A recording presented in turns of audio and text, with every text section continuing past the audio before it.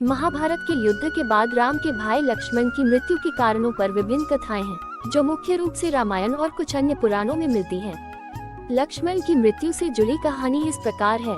लक्ष्मण की मृत्यु का कारण उनकी शरण में आए शर संजीवनी बाण के कारण हुआ।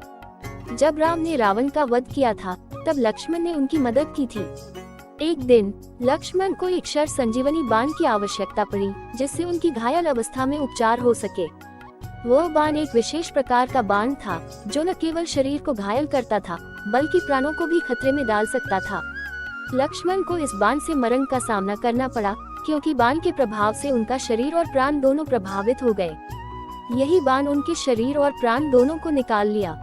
इसके बाद लक्ष्मण ने अपना शरीर छोड़ दिया और मृत्यु को प्राप्त हुए।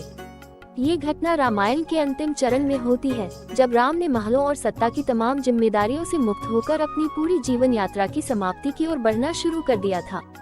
लक्ष्मण की मृत्यु भी इसी समय पर हुई, जब वे राम के साथ जंगल में रहने के बाद उनके साथ कुछ समय बिता रहे थे।